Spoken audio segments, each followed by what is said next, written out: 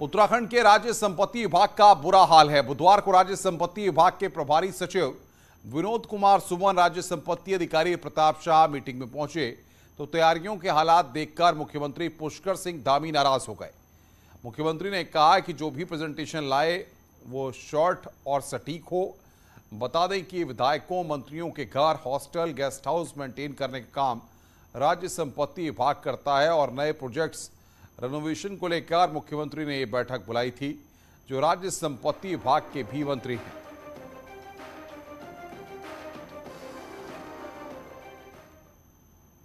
धामी सरकार के दूसरे कार्यकाल में सभी 13 जिलों के लिए प्रभारी मंत्री नियुक्त कर दिए गए हैं। मुख्यमंत्री का कहना है कि प्रभारी मंत्री जिलों में जनता से कोऑर्डिनेशन के साथ काम को आगे बढ़ाएंगे। हालांकि कांग्रेस ने मंत्रियों के जिलों में न जाने की आदत पर सवाल खड़ा किया है।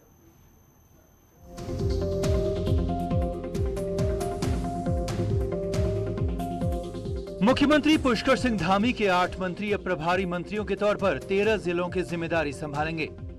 चुनाव के वक्त से जिला योजना की स्कीमों पर जो काम आगे नहीं बढ़ पाया, अब प्रभारी मंत्रियों के होने से काम में तेजी आएगी। मुख्यमंत्री पुष्कर सिंह धामी का कहना है कि सभी प्रभारी मंत्री जनता के साथ कोऑर्डिनेशन बनाकर काम करेंगे और मंत्रियों की जिम्मेदारी होगी कि केंद्र और राज्य सरकार की योजनाओं का फायदा जनता तक पहुंचे। प्रभारी मंत्री क्योंकि सभी जिलों में जाकर वहाँ की सभी व्यवस्थाओं को, वहाँ की योजनाओं को, सरकार की योजनाओं को, आम जनता के कष्टों को, उनकी समस्याओं को उनके साथ संवाद स्थापित करके अधिकारियों के बीच में, आम जनता के बीच में, सबके बीच में समन्वय का काम करेंगे और योजनाओं को लगातार आगे बढ़ाने का काम करेंगे। प्रभारी मंत्रियों में किसी को एक तो किसी को 2-2 जिलों की जिम्मेदारी सौंपी गई है। कैबिनेट मंत्री सतपाल महाराज को हरिद्वार की जिम्मेदारी दी गई है, जहां सही काम के साथ जल्द होने वाले पंचायत चुनाव में परफॉर्मेंस का भी सवाल है, ताकि जनता का दिल जीता जा सके। लेकिन प्रभारी मंत्री अपने जिलों में कम जाते हैं, इसी पर कांग्रेस ने मंत्रियों पर सवाल खड़े किए हैं। हरिद्वार से मेरा नाता रहा है और मैं माननीय मुख्यमंत्री जी को धन्यवाद ज्ञापित करना चाहता हूं। उन्होंने मुझे हरिद्वार का प्रभार दिया और हरिद्वार में महत्वपूर्ण कार्य हमको करने हैं और निश्चित रूप में कोरोना काल के अंदर मैं हरिद्वार में था और वहां पर हमने उसको कंटेन किया तो काफ़ी लोगों का सहयोग मिला, काफ़ी अनेक धार्मिक संस्थाओं का सहयोग मिला और हमने अच्छे काम किए हैं। सरकार कहीं अपने तरीके से कोई काम नहीं करना चाहती है, कोई नया नारा नहीं देना चाहती, नए तरीके से विकास का क्या मॉडल आप प्रस्तुत करेंगे ये नहीं पता सरकार को। देखते हैं प्रभारी मंत्री बने हैं, कितना जिलों में जाते हैं। बीते 5 सालों में जो भी प्रभारी मंत्री रहे वो अपने प्रभार वाले जिलों में कम ही एक्टिव दिखे। हालांकि इस बार मुख्यमंत्री पुष्कर सिंह धामी ने शुरुआत में ही साफ कर दिया है कि जिलों में सभी मंत्रियों को गंभीरता से जिम्मेदारी निभानी होगी। देहरादून से न्यूज़ 18 के लिए दीपांकर भट्ट की रिपोर्ट। देहरादून से एक और बड़ी खबर है। यहां पर खाद्य विभाग में ट्रांसफर को लेकर बवाल हो गया है। जिला पूर्ति अधिकारियों के ट्रांसफर पर विभाग के अंदर ही विवाद हो गया है। कमिश्नर सचिन कुर्वे ने 6 अधिकारियों के ट्रांसफर किए थे और इसका आदेश भी जारी किया था, लेकिन आदेश जारी होते ही खाद्य मंत्री रेखा आर्य ने ट्रांसफर के आदेश को निरस्त कर दिया। ये सभी ट्रांसफर आदेश बिना मंत्री के अनुमोदन के किए गए थे और मंत्री ने तत्काल प्रभाव से ट्रांसफर की पत्रावलियां तलब की हैं। मंत्री रेखा आर्य ने कहा कि अधिकारी अपनी मनमानी कर रहे हैं और इस पर लगाम लगनी चाहिए। इसके लिए उन्होंने मुख्य सचिव और मुख्यमंत्री को भी लिखा है और सचिन कुर्वे पर सख्त कार्रवाई की मांग की गई है। और ये आचरण मैं समझती हूँ कि कहीं पे भी जो है मान्य नहीं है। इसके लिए चीफ सेक्रेटरी को भी आज मैंने पुनः अवगत कराया है, इसके लिए माननीय मुख्यमंत्री जी को भी अवगत कराया है।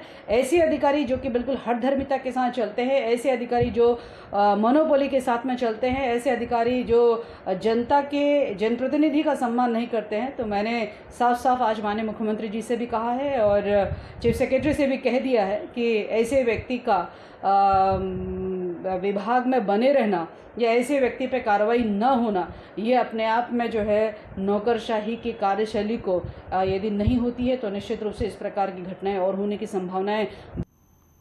चारधाम में श्रद्धालुओं के पहुंचने का सिलसिला लगातार बढ़ता जा रहा है। अभी तक कुल 24,17,000 श्रद्धालुओं ने दर्शन किए हैं। बद्रीनाथ में कुल 8,10,000 श्रद्धालुओं ने दर्शन किए। केदारनाथ धाम में 7,88,000 श्रद्धालु पहुंचे, जबकि गंगोत्री धाम में 4,05,000 और यमुनोत्री में 3,13,000 श्रद्धालुओं ने दर्शन किए। वहीं हेमकुंड साहिब में 1 लाख श्रद्धालुओं ने दर्शन किए हैं।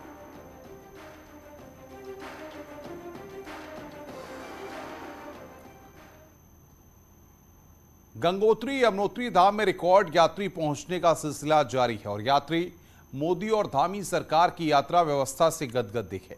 देखिए हमारी रिपोर्ट।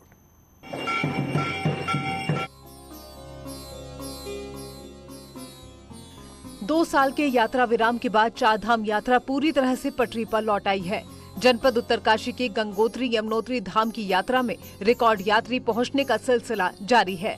दोनों ही धामों में अब तक 7,25,000 से ज्यादा यात्री दर्शन कर चुके हैं। गंगोत्री धाम में सबसे ज्यादा यात्री 4,10,000 से ज्यादा यात्री दर्शन कर चुके हैं। यात्रियों की बढ़ती संख्या को देख जहां पुरोहित खुश नजर आ रहे हैं, वहीं गंगोत्री विधानसभा के बीजेपी विधायक सुरेश चौहान का कहना है कि सरकार चारधाम यात्रा और यात्रियों की सुरक्षा को लेकर गंभीर है। हमारे माननीय मुख्यमंत्री धामी जी का जो विश्वास था, उस विश्वास से इस समय यात्रा जो हमारे दोनों धामों में है, लगभग अभी तक जो है 7.5 लाख यात्री जो है गंगोत्री और यमुनोत्री धाम दोनों धामों में यात्रा कर चुके हैं। यात्रियों के अंदर मेरी कई यात्रियों से बात हुई, बहुत खुशी है। बहुत सुंदर यात्रा रही। 2 साल जो कोरोना का बड़ा खतरनाक बीता, उससे लोग उभर रहे हैं। 4 लाख से ज़्यादा यात्री यहाँ पर आ चुका है। धन्यवाद करना चाहता हूँ मैं माननीय धामी जी का, यहाँ के विधायक सुरेश चौहान का, और जो यहाँ पर कलेक्टर है बहुत सूझबूझ कर रखा है रोहिला जी, इन सबके द्वारा जो कार्यक्रम चलाया जा रहा है बहुत यात्री को सुविधा के साथ। 4 लाख यात्री का रिकॉर्ड है अपने आप में, और मुझे लगता है कि यात्री निरंतर चलता रहेगा। गंगोत्री धाम की यात्रा में पहुंच रहे यात्रियों में गजब का उत्साह दिख रहा है। वहीं इस दौरान गंगोत्री विधायक ने यात्रियों से बातचीत की। इस दौरान यात्री काफी उत्साहित नजर आए। यात्रा पर आए यात्री यात्रा को लेकर मोदी और धामी सरकार की यात्रा व्यवस्था से खुश दिख रहे हैं। बहुत ही अच्छे है और जगह जगह पुलिस है बताने के लिए। मोदी सरकार का धन्यवाद। और मोदी सरकार, धामी सरकार और मोदी सरकार का बहुत बहुत धन्यवाद, जिन्होंने यहाँ पे बहुत अच्छी सुविधा दी है और यात्रियों का बहुत तरीके से अच्छा ध्यान रखा है। पूरे 2 साल बाद चारधाम यात्रा पटरी पर लौट आई है। हालांकि अब मौसम यात्रा पर बड़ी चुनौती रहने वाला है, जिसको लेकर प्रशासन तैयारी में जुटा हुआ है। न्यूज़ 18 के लिए उत्तरकाशी से बलबीर परमार की रिपोर्ट।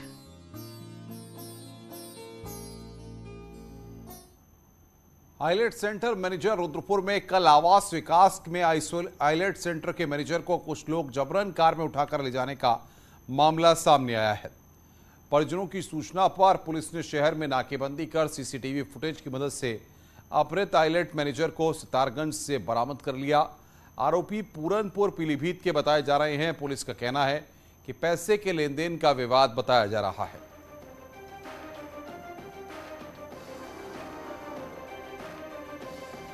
तो अपहृत आइलेट सेंटर मैनेजर को यहां पर बरामद किया गया है। पैसे के लेन देन में यह अपहरण हुआ था। चंदन बंगारी रुद्रपुर से हमारे संवाददाता हमारे साथ जुड़ रहे हैं। चंदन, क्या अपडेट मिल पा रहा है और किस तरीके का ये पूरा विवाद था? जी, मैं आपको बता दूं, ये आवास विकास क्षेत्र में एक आइलेट संचालक है और वहाँ कल शाम से ये लापता हो गया था और उसके करीब 8 बजे इसका संचालक है, उसके मालिक के रिश्तेदार के नंबर पे फोन आता है जिसमें कहते हैं कि 50 लाख की फिरौती चाहिए।